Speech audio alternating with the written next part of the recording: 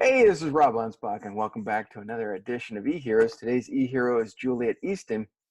We're going to talk about badass marketing and ninja artwear. Yeah, it's kind of a combination, but I think that you're going to learn some things, and hopefully, you'll take everything into perspective and then help your business in some way. So, welcome, Juliet, and thank you for being here. It's great to be here, Rob. So let's talk about copywriting, because I've been in the copywriting field for going back at least 20 years, and I've met some of the greats, John Carlton, Jay Abraham, Dan Kennedy. But you've studied under some of them as well, I believe. I have, yeah. I started out in e-commerce, so I had to learn how to do internet marketing, had to learn how to do copywriting, all that. And the first people I was learning from were in Jonathan Mizell's Cyberwave coaching club that he had. So I was in that for, I think, around a year. And we had monthly calls. And so I learned a lot about NLP and just basics of copywriting from that crew. And then later on, I went to an in-person training with Gary Halbert and John Carlton in Scottsdale in 2002. It was a 3-day workshop. That was awesome. That was amazing. And that was probably one of the last years that Gary was alive. I think he died shortly after that. Yeah, I don't remember what year he passed away. But he was just very brilliant when it came to marketing. And his marketing was a little different because he learned how to not only insult people in his marketing to eliminate those bad apples, but he really just got to the root of the cause and got you to buy from him no matter what he was out there pushing, which was kind of weird. But I think there's a certain type of person that knows how to write copy in such a way to irritate all the people that are just tire kickers. Yeah, I agree. So, I don't hear, you had mentioned NLP, and I don't hear that term too much anymore. I don't know if it's because social media has made it easier to get our messages out there, or it's made the noise even, busier in the background. I don't know. I mean, there's a lot. NLP is so broad. There's so much to it. The main things I've focused on and I haven't really been doing this recently with the copy I've been doing. I need to do it more. But with the early copy I did, one of the things I really focused on doing was making sure I was hitting different people. So, and how they communicated. So I would use words like look and see for people who are visual and feel for people who are kinesthetic. And I would also like emphasize those words in my copy with bolding or italics or things like that to make those stand out so people would resonate. So that was the primary thing I was doing with NLP. And there was a whole lot more to it than that. But that's the main stuff I was applying. Yeah, I know when it came to social media, a lot of, I think, marketers right off the bat were a little disappointed because they're limited to copy content. They were limited to space. And where they could make things bold or italic in their letters or marketing materials, they couldn't do that on social media. And so that it was just a different type of thinking. So, instead of writing these 6-page letters, now you're down to 140 characters on Twitter, and some of them just didn't understand how to shrink their message to the masses. Yeah, it's a completely different animal when you're doing that. And I think for social media, not so much Twitter because it's really short, but for Facebook, I know that when I'm doing Facebook posts, one of the things I focus on a lot is I don't worry about grammar. I don't worry about full sentences. I try to have it be very conversational and like short thoughts and short lines. Not, I don't want people to keep scrolling. And I think, when you keep scrolling, you've got this engagement with your brain that happens. And if you're having to read long, it just becomes the too long didn't read thing and you run away. But if it's short little snippets, it's easier just to keep scrolling like that. And I think another thing that's really important with copy, and my background with writing poetry and songwriting, this comes really naturally to me, is meter. You know, that really, you want a rhythm to the copy. That's one of the things that helps keep it flowing as well. And I feel like that's something I kind of just naturally works well for me because of my background. But it's something, you know, anybody can learn. You can, and I think probably studying songs and studying poetry is one of the best things that you can do to help strengthen that in your copywriting. You know, one of my favorite artists when it comes to songs is Weird Al Yankovic. And, you know, people say, well, Rob, that's weird. I said, but if you ever listen to him, not only do most of his songs tell a story, but a lot of his songs are so filled with scenery, you know, with background and with these poignant words of wisdom. And people are like, well, I never thought of it that way. But if you listen to it, not only is it filled with sarcasm and it's filled with stories, and you'll get a better idea that, you know, Weird Al is also a copywriter, you know, because he takes these songs and he translates them to real world experiences. And I think that's what makes his songs so dynamic. And he's been doing this for what, 30 plus years. So he's got some longevity. Yeah, he definitely does. Yeah, I used to do the Weird Al thing when I was a kid, you know, before he was even out. So like, yeah, I would rewrite lyrics to songs and things like that. Yeah, I think copywriting, because of social media, is a dying art. There's still a lot of, you know, people out there that are doing it. And they are offering courses and books and whatnot, but prevalent, you know, if you go back 20 years, the people 20 years ago, I mean, everybody was, you know, known for something. You know, a lot of them were, hey, you know, I'm a copywriter. And I could just pick up the phone and call somebody.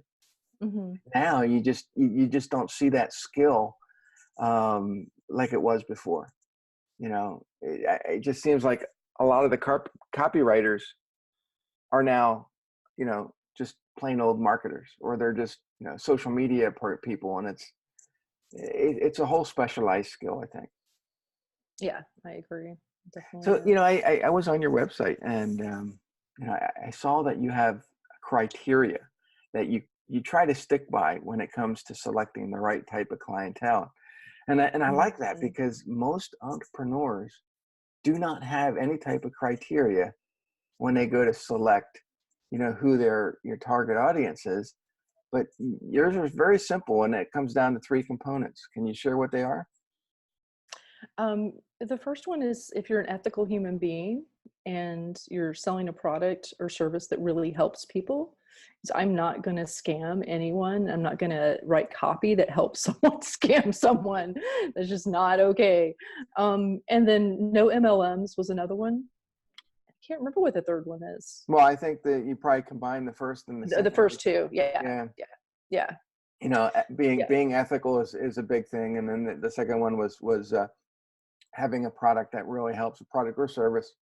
And then no multi-level marketing. And, you know, I find that, you know, the first one is very powerful, because if you're writing for someone who is not ethical, you know, all you're doing is giving them fuel to you know, to fuel their fire. Yeah. You know, you're going to continue to make them more unethical, because they're going to go out there and say, well, you know, this copy is really making me, you know, millions, but they're not delivering on their promises. No, I agree. You know, and copywriting is like a superpower, you know, and you don't have, you know, good superheroes out there helping bad people. It's just not something that happens. So yeah, it's I mean, and I know that there's a lot of, you know, copywriters in your field that focus on certain niches. You know, where do you fall when it comes to that niche? I mean, is there a certain demographic that you go after? So for most of my professional copywriting time, I have been working on my own projects. I really just started freelancing this year. Mm-hmm. So I basically was going to different copywriting job boards, mainly the Call to Copy job board, and just whatever. I was just anything I felt like I could do. I was PMing the person, and, you know, probably for every gig I got, I was PMing 50 people. Wow. So yeah, you know, when you're getting started and you don't have a huge portfolio, you know, and at that point my portfolio was only my own stuff. And I think I had one project I did for Chris Goudreau back in 2015. It was this short little white paper and an opt-in for white papers. That's all I had on there. And so, you know, my portfolio now has stuff in tons of different niches, just because that's just the way it happened. Right. You know, I think one thing I'm really good at is capturing a client's voice and grokking new information really quickly. That, you know, like there was a site I did on excavation, and I didn't know anything about excavation or really much about general contracting. I knew a little bit about that from my first husband, but not a lot. So I'm really good though at doing a small amount of research and getting it pretty quickly and being able to communicate in the client's voice. But my favorite niches to write in are personal development and like woo, spirituality type stuff. So I've got some people I'm going to be working with soon in that niche. They've been looking for a female copywriter for 2 years. So I'm super excited about working with them. That's going to be a long-term project. And I'm also really glad that I've got some relationships now with different clients that are long-term. It's a little rough right this moment because it's kind of this, you know, when you're doing freelancing, it's this ebb and flow. Like it's, you know, everybody wants something this week, and then there's like a week or two, nobody wants anything, you know? So even with long-term clients, it can be that way. So I'm trying to get some other things kind of going to help fill in the gaps. So it's more consistent. Copywriting. Yeah. Like, working on local business service type stuff, trying to get a few of those clients, just so I've got a little bit more stable cash flow than what I've had, because it's just been kind of crazy up and down like a roller coaster. So you had mentioned that, you know, your client was looking for a female copywriter, but you know, what's the difference between a man and a woman when it comes to writing copy? Well, they were looking for a female copywriter. It's so it's two people that are business partners, and the main one generating the content is a woman. So he wants someone, the main person I've been talking to, he wants somebody that can really capture her voice. He's been doing a lot of she generates a ton of content, but he's been helping her with structure and editing. Primarily. So, and that's one of the things I love doing. I love it when somebody is actually a good writer, but they just need some help with the structure and the flow and you know, editing to make things a little bit more concise. I think one of the things I excel in is brevity. I love just using only the amount of words required to convey the message. And I think that's a lot more powerful than having a ton of words. So I'm good at taking big stuff and making it small and potent. Yeah, I mean, that's one of my superpowers too. I try to take a lot of the complicated stuff and dumb it down to the point where it's accessible to the average reader. And yeah, it's not always easy because, you know, these industry, you know, people like lawyers, doctors, professionals, they have their own language. So you have to take it and bring it down to a level. And sometimes they get mad at you. And I'm like, well, look, your language is when you're talking to your friends and your peers, you know, but me, when I have to transcribe it or translate it to your consumer is a whole different ballgame. And they just don't understand. It's like, is your target market other attorneys? Yeah. No? Okay. There's your answer. That's. But you know, and it goes to entrepreneurs as well. Is sometimes, you know, we look at someone's ad and we're like, okay, who are they really trying to sell their product to? Were they selling it to, you know, other people just like them, or were they selling it to an actual consumer because the ad just doesn't read the way it's supposed to? Yeah. Yeah, I've seen that. But you do more than just copywriting. You have other interests. And I think that plays a big part in what makes you, you, and gives you those superpowers. You mentioned poetry, but, at the very beginning, I said, you also do ninja art wear. And people are probably Yeah. going, what the heck is that? So Yeah. how did that get started? So back in 2015, we went to Costa Rica. I took some photos there, and I came back, and I was just kind of messing around on this app. I don't even remember what it was. Some friend had said something which gave me an idea to go on this app, and I started taking some of the photos and positioning on like leggings. And then I shared them in a group of some friends, and they're like, oh, you should totally do this. So I started doing that, and I found sites that had other items. So I just started doing, I started off, I think, with just leggings and skirts. And then I added a whole bunch of others with other print-on-demand companies. And then back in the end of 2016, I actually set up the domain Ninja Artwear on Shopify, and I've got it integrated with 3 different print-on-demand companies. And I have had only sales from friends. So I actually had a young copywriter reach out to me. He wants to only do email marketing in apparel. So it's very specialized. He knows exactly what he wants to do. And he said he would do free copy for me for like 2 weeks worth of copy, email copy. And so we've been working together. It's taken a while for us to get everything ready, but about to launch it, I think later today or tomorrow, to start. And he gave me some fresh ideas I hadn't thought of. So we're like, I haven't been mailing. I don't have a huge list. It's like 400 people, but I haven't been mailing them at all. So he suggested I start out with doing stuff that's content focused. And so the angle we're going with is I'm actually going to tie it in with my creative movement meditation stuff, and how I'm now starting to like get ready to launch that, and that I've been really nervous doing videos with that because I'm like 30 pounds overweight. I feel comfortable on camera doing that, but I'm going to push through and do it anyhow.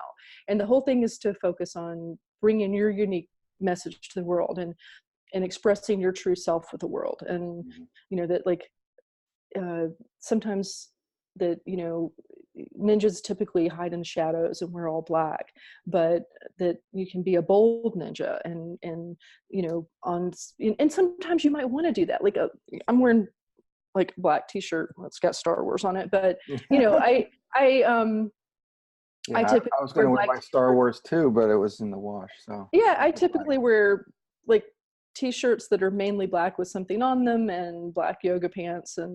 But then there's other times I want to be noticed. I want to stand out in a crowd. And so that's the whole thing of, it's not that you have to be a bold ninja every day, but when you want to stand out and be noticed and express, yourself to the world, and not just kind of lurk over in the shadows, then this, that's the whole angle we're going with that. But I like the concept, because not only are you providing a product and service, but you're also relying on another copywriter that knows that niche, knows it inside and out. Maybe young, it doesn't matter, but he's confident in his ability to help you, and you realize that the wearables maybe aren't your skill set, so you're allowing him to write the copy while you can focus on the copy for your other clients. And to me, that's like Batman and Robin, because you got the superpowers and now you got a sidekick that can help you. Yeah. And he's come up with ideas that I just wouldn't have thought of, because I think part of it's that it's not my niche, and part of it is that it's my baby.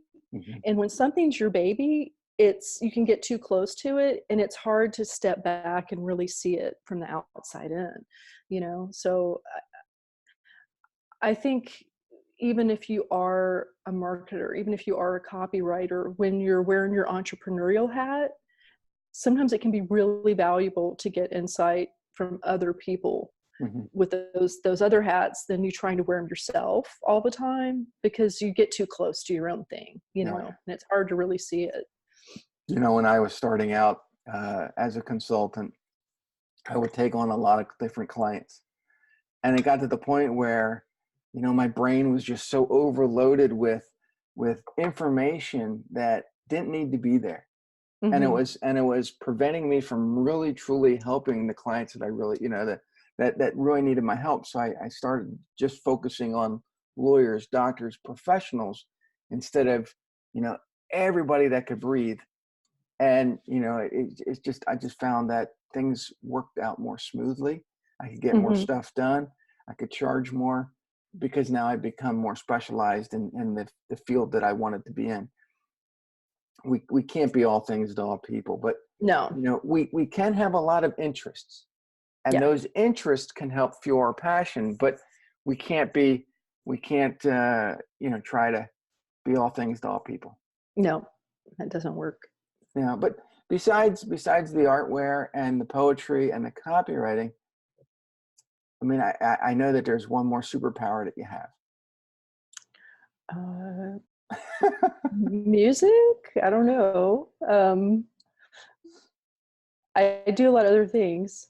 I teach creative meditation, and I write songs and sing and play drums and bass. But I'm not sure if that's what you were thinking. Well, you know, I think the music does play a very big part in because music and poetry kind of go together. They give you that rhythm. They give you that I think you had mentioned the word meter. And you know, it gives you the ability to learn how to pause, to learn how to speed up. And those are things that copywriters need to use when, you know, they're writing. You know, is the writing that you have, does it need to show more power? Does it need to come back? Does it need to, you know, basically punch you in the face and get you to take notice? You know, what Gary Halbert used to do. And you know, he wasn't ashamed to insult people in their copy, but, you know, he wanted them to take some massive action. And, you know, there's Gary, I think Gary was you know, really a true copywriting superhero. I mean, he was amazing. He was. But you know, you've also learned from other people, and so how do you take some of that, you know, those concepts that other people teach and kind of make it into your own? That's a good question. I think for me, I don't really think about what I've learned from other people when I'm writing. It just kind of flows. It's just kind of internal. When I've done copy for certain clients, they wanted some specific things. So then I would have to really focus on those specific things, like using a lot of colloquialisms, using a lot of, I'm trying to think of the right word. I guess superlative type words like best or top notch or A1 or that kind of thing. So I've made sure those were in there when that was like something that the client really wanted. But in general, I just tend to kind of go over everything. Like for personal development, I've got a pretty extensive intake doc I do, which helps a lot. And then I just, once I start writing, it kind of just starts flowing most of the time for me, especially with email copywriting. So I need to do more of like going back and editing. I don't do that enough. And then I'll end up turning stuff in sometimes, and there's a couple typos just because I do that all the time. Yeah. I mean, I just finished writing my daily emails all the way to the end of December. And so, I mean, that's like, you know, 90 days worth. And, that's a lot. you know, people are getting my emails that I wrote like, you know, months ago. They're finally getting them today. And they're like, well, Rob, the last couple emails had spelling errors. I said, yeah. And they're like, well, you shouldn't put out errors. And I'm like, did you respond? Yeah. Well, then that's all I care about. They just don't get it. Yeah. No. Yeah. So sometimes I just purposely leave spelling errors in there just to get them riled up and get them to call me or do something. And then I'll say, well, what'd you think of the piece? Well, good. I'm going to probably buy, but I just think you should be better at spelling. Whatever. Yeah. Yeah, I'm actually really good at spelling, but I'll just sometimes make typos because I'm kind of in flow state, and I don't have my editor on, I turn my editors off because half the time they just irritate me, and especially on my phone. For some reason lately, when I'm trying to type, it converts everything to Spanish, and so I'm writing and it autocorrects into some Spanish word. I'm like, what? Doesn't make any sense. That's bizarre. Yeah, and do so you I type? Do you do a lot of typing in Spanish, or? No. I mean, I used to have a Spanish client, but no, I not lately. That's so strange. Yeah, and so it's like, this is crazy. That is. So I had to take it off my phone, but I can't seem to undo it. So I just said the heck with it. But so how do people find you? I mean, where do they go? Do they go to a website? Do they go to Facebook? Where can they get your where can they hire you to be a copywriter or get your famous ninja wear? So ninjaartwear.com is my clothing line. Badass.marketing is my marketing site, but my copywriting portfolio is not on badass.marketing. So JulietEaston.com is pretty much, there's links on there on my about page to everything I do. Mm-hmm. So that's probably the best place for people to go, because then they can find everything else there. Yeah, and so if you guys are listening, go over to JulietEaston.com. I'll put the link below, and you'll see a lot of examples of her artwear. And I mean, it's phenomenal. I mean, there's just some of that are just, really, if you're into flashy colors and unicorns and I mean, it's just good stuff. I like it. Thank you. And so then, there's links that'll take you to her, some of her copy, and you'll get to know her a little bit better. So, I want to thank everyone for listening, and thank Juliet for being here. And this is what makes, when I interview people, you might be thinking, wow, okay, what makes these guys, e-heroes? And it's because they have different eclectic powers that they use to help their clients. So hopefully one day I can interview you, and we'll talk to you later. See you on the next episode.